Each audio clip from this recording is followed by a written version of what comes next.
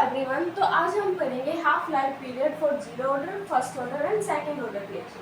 तो half life period होता है क्या? हाफ लाइफ पीरियड होता है कि जब भी कोई रिएक्शन प्रोसीड होती है, सपोज ए से रिएक्शन किस में जाती है, बी में जाती है, तो ए से बी में जाने के लिए उसको टाइम चाहिए होता है टी। लेट्स सपोज उसको टाइम कितना चाहिए होता है, टी टाइम चाहिए होता है।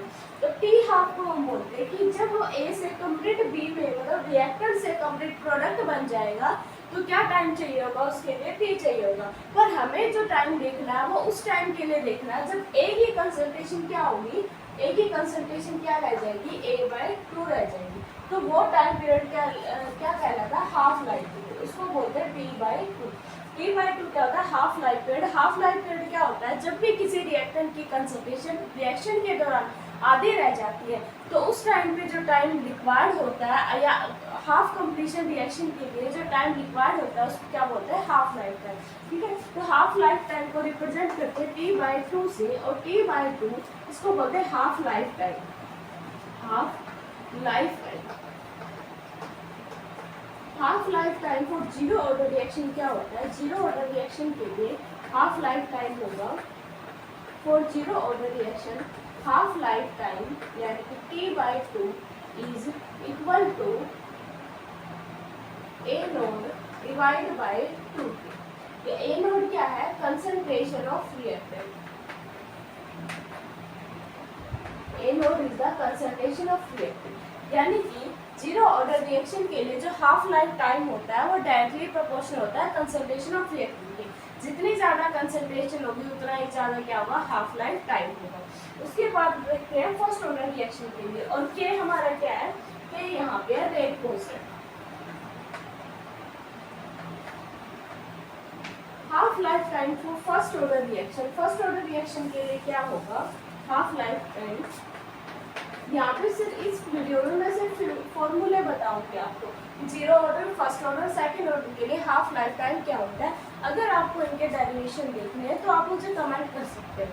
उसके बाद है जो फर्स्ट ऑर्डर रिएक्शन के लिए हाफ लाइफ टाइम क्या होता है, T/2 इक्वल टू होता है 0.693 डिवाइड बाय के होता है हमारा रेट कांस्टेंट। तो इसके लिए यहाँ पे जो फर्स्ट ऑर्डर रिएक्शन के लिए जो हाफ लाइफ टाइम होता है उसमें कंसंट्रेशन की कोई यूनिट नहीं होती, यानी कि half life time of first order reaction is independent of concentration. तो ये लाइन लिखते हैं कि half life time, half life time for first order reaction, first order reaction is independent of concentration।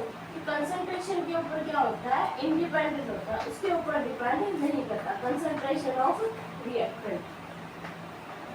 उसके बाद सेकंड ऑर्डर के लिए जो हाफ लाइफ टाइम होता है वो किसके बराबर होता है, सेकंड ऑर्डर के लिए जो हाफ लाइफ टाइम होगा, देखो जो फर्स्ट ऑर्डर के लिए क्या होता है 0.693 डिवाइड बाय के हमारा रेट कांस्टेंट, और इसमें कोई भी कंसंट्रेशन की टर्म नहीं है, तो फर्स्ट ऑर्डर रिएक्शन के लिए हाफ लाइफ टाइम इंडिपेंडेंट होता है कंसंट्रेशन के।